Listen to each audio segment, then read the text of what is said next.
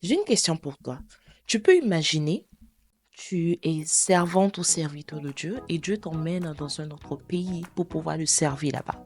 Et quand tu arrives, tu finis de le servir et tu fais un accident tragique qui te paralyse à vie. Comment tu vas te sentir? Qu'est-ce que tu feras? Et si on en parlait?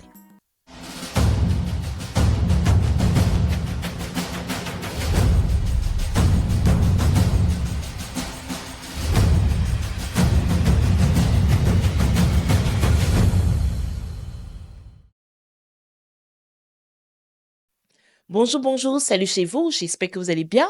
Moi, ça va très très bien par la grâce de Dieu. Bienvenue sur Nao TV et bienvenue dans cet épisode de Et si on en parlait. Mon nom c'est Nawa Bouquet. N'oubliez pas de vous abonner, de me laisser des commentaires et aussi activer la cloche de notification pour ne manquer aucune de mes vidéos. Aujourd'hui, je vous raconte un témoignage. Oui, oui, un témoignage. Et bizarrement, ce témoignage, j'ai voulu le raconter il y a tellement longtemps. C'était sur ma liste même de mes premiers témoignages quand j'ai créé cette chaîne. Mais je ne sais pas ce qui s'est passé. Je ne sais pas si j'ai oublié.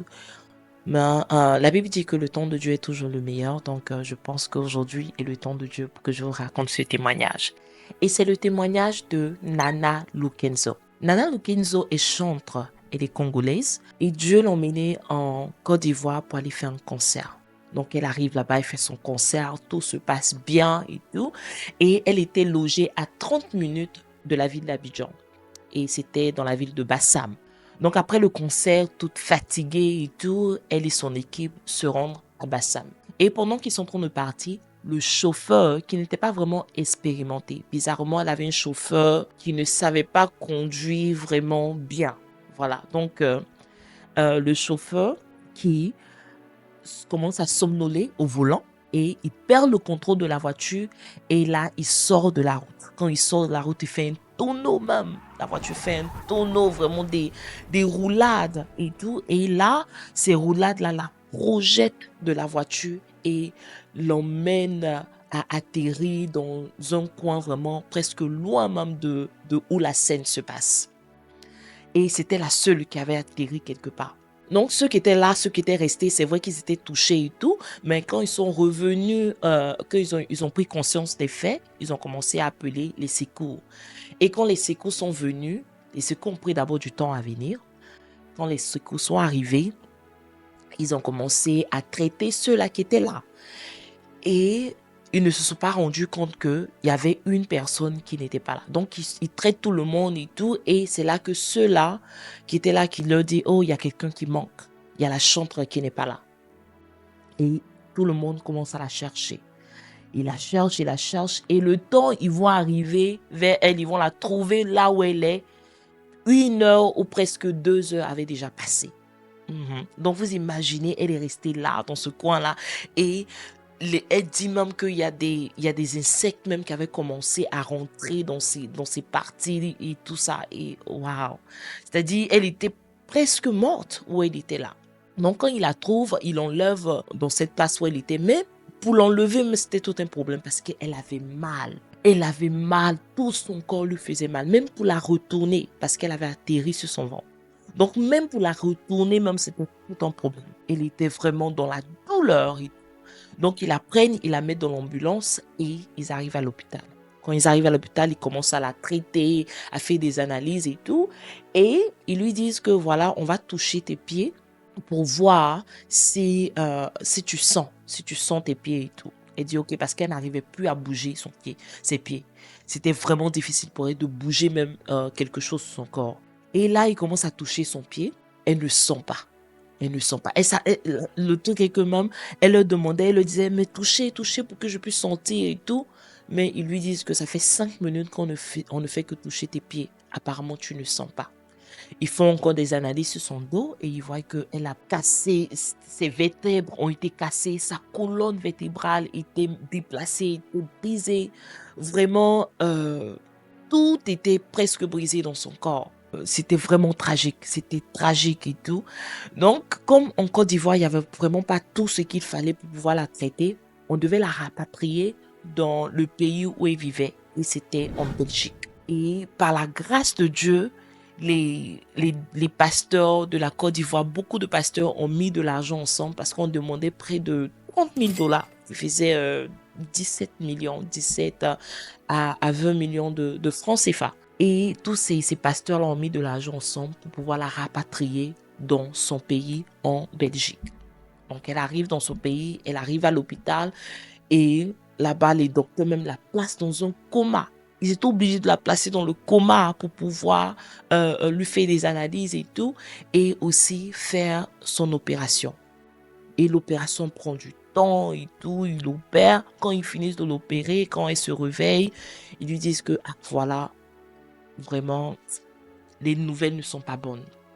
C'est là qu'il lui annonce qu'elle avait cassé, il y avait beaucoup de choses qui étaient cassées dans son dos, sa colonne vertébrale, aussi ses vertèbres et tout ça.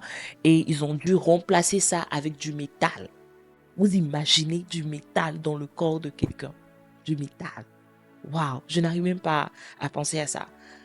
Ils avaient remplacé beaucoup de choses qui étaient cassées par du métal. Et pour qu'elle puisse s'asseoir, parce qu'elle ne pouvait pas s'asseoir. Tu vois, comme presque tout était cassé, c'était vraiment difficile pour elle de s'asseoir.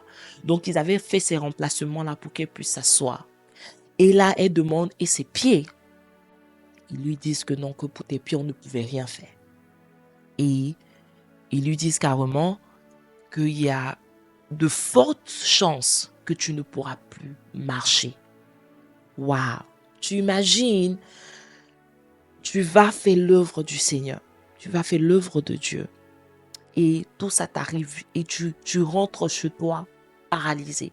Et voilà les docteurs qui te disent que tu ne pourras plus marcher. Comment tu vas te sentir? Qu'est-ce que tu vas faire? À la longue, elle a vraiment blâmé le Seigneur. Elle a vraiment blâmé Dieu parce que elle ne pouvait pas comprendre qu'elle partait faire l'œuvre de Dieu. Et voilà que on lui dit aujourd'hui qu'elle ne pourra plus marcher. Donc, quand elle a quitté cette opération, elle a commencé à faire des thérapies. Voilà, des thérapies pour pouvoir se rasseoir. Elle devait réapprendre à s'asseoir encore. Et c'était avec beaucoup de douleur que ça se passait. Parce que vous imaginez, les métaux qui sont dans son corps, elle devait s'habituer à ça. Son corps devait encore se réhabituer à ça et apprendre des mouvements qu'elle connaissait déjà. Donc là, elle partait, elle faisait les thérapies, ils essayaient un peu de la faire marcher, mais vraiment, il n'y avait vraiment pas d'espoir. Et c'est là que Nana Lukenzo est devenue une autre personne. Elle est devenue amère.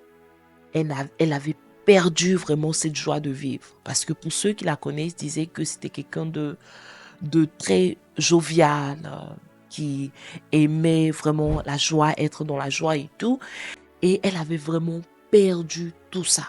Elle était devenue amère, elle était devenue très en colère et tout. Et elle a commencé, comme je l'ai dit, elle a commencé à blâmer le Seigneur. Blâmer Dieu, qu'elle était à la maison et blâmer le Seigneur. Elle disait à Dieu, j'étais allée te servir, tu m'as dit d'aller en Côte d'Ivoire pour aller faire ce concert, pour aller faire tout ça. Et voilà que je reviens paralysée. Pourquoi? Pourquoi c'est passé? Même son mari même avait remarqué tout ça. Sa maison, l'atmosphère de sa maison avait changé. C'était vraiment, comme je l'ai dit, elle était devenue vraiment amère. Et un jour, pendant qu'elle était dans son fauteuil roulant, parce qu'elle ne pouvait plus marcher, donc elle était dans un fauteuil roulant. Et pendant qu'elle était là, je crois, elle n'était pas contente, elle avait le visage serré et tout.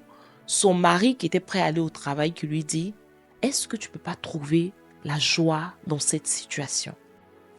Et là, quand son mari lui a dit ça, elle était en colère, elle était fâchée. Elle lui dit, pourquoi tu me dis ça? Pourquoi tu me dis ça? Que toi, tu arrives à marcher, c'est parce que toi, tu peux marcher que tu fais ça, que tu dis tout ça. Moi, je n'arrive pas à marcher. Qu'est-ce que je vais trouver de jovial? Qu'est-ce que je vais trouver de bon dans cette situation? Je suis dans un fauteuil roulant, je ne peux rien faire. Qu'est-ce que tu attends de moi? Et son mari, qui ne dit plus rien, il a juste dit cette parole et il est parti. Mais quand il est parti, l'Esprit de Dieu a commencé à lui parler.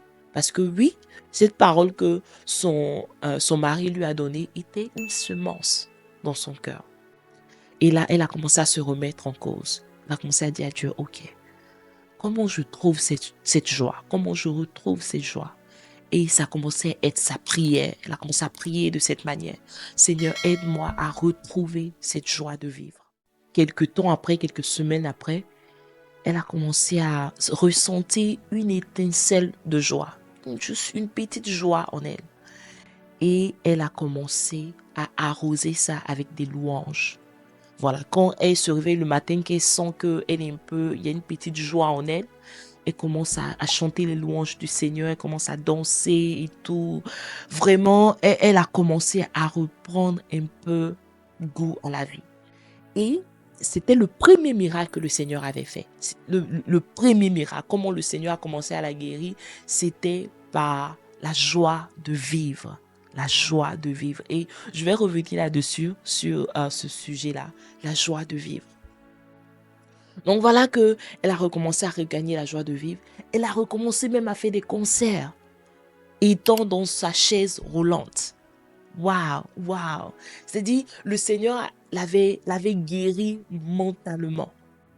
Et elle a commencé à refaire des concerts. Et tu peux voir même des photos d'elle où elle est en train de faire des concerts étant dans sa chaise roulante. Elle a recommencé à réécrire des paroles, réécrire des chansons pour louer le Seigneur. Elle faisait même des clips vidéo étant dans sa chaise roulante. C'est-à-dire, elle a commencé à embrasser vraiment cet état où elle était et à retrouver cette joie de vivre qu'elle avait. Et c'est un peu comme ça que un jour elle s'est dit, ok, attends, je vais essayer de bouger mon pied, mes orteils. Elle a commencé déjà par les orteils. Et par la grâce de Dieu, quelque chose qu'elle ne pouvait même pas faire auparavant. Elle a commencé à bouger ses orteils. Et elle a dit au Seigneur, si j'arrive à bouger quelque chose, à chaque fois que je le ferai, je vais t'écrire une chanson. C'est le pacte qu'elle a fait avec le Seigneur. Elle a dit, Seigneur, si tu m'aides à bouger quelque chose sur mon pied, je t'écrirai une chanson. Donc, le premier jour, elle a pu bouger ses orteils. Quelques temps après, quelques jours après, elle a commencé à bouger un peu son genou, bouger un peu ses pieds. Et c'est là qu'elle a recommencé à avoir le sens de ses pieds. Et je vous dis, imaginez combien de chansons elle a écrit. Je vous laisse mettre ça en commentaire. 18 chansons. 18 chansons. C'est-à-dire autant où elle ne pouvait rien bouger jusqu'à ce qu'elle retrouve le sens de tous ses pieds. Elle a écrit 18 chansons à Dieu. Waouh, et c'est extraordinaire. Et maintenant, elle arrive même à marcher. Elle arrive à marcher. Les docteurs lui ont dit que c'était impossible. Impossible.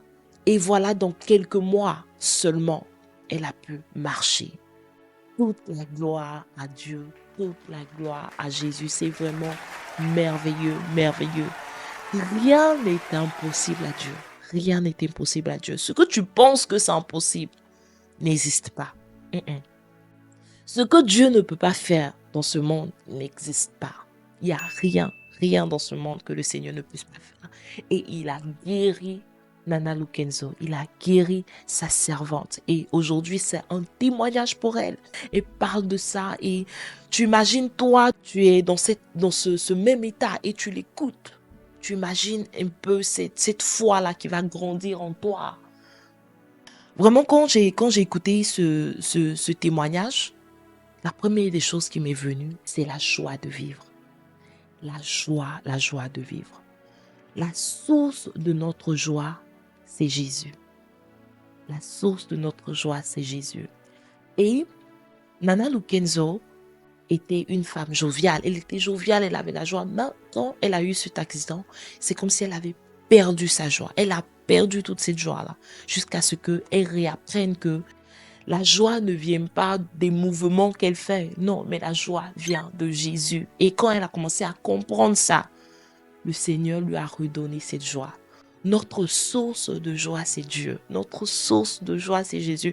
La Bible dit dans Ésaïe 61, de verset 10, « Le Seigneur est pour moi une source de joie débordante. Mon Dieu me remplit de bonheur, car le secours qu'il m'accorde est un habit dont il me vêt. » Dieu est la source de notre joie. Et ça, c'est ce que le prophète Isaïe a dit. Il dit, le Seigneur est pour moi une source de joie débordante. C'est ce que tu dois dire. Le Seigneur est ta source de joie. Tes enfants ne sont pas ta source de joie. Ton mari n'est pas ta source de joie. Ta femme n'est pas ta source de joie. Toutes ces personnes-là contribuent à ta joie que le Seigneur t'a déjà donnée à toi. Ton travail n'est pas une source de joie. Le fait que tu es en bonne santé n'est pas une source de joie. Non, Jésus est ta source de joie. Donc tu peux passer par des difficultés et tout, mais rappelle-toi de cette source de joie à côté. Rappelle-toi de la source de joie qui est Jésus. Qui est Jésus. Qui est Jésus. Il dit aussi dans Psaume 16, le verset 11, on trouve une joie pleine en ta présence.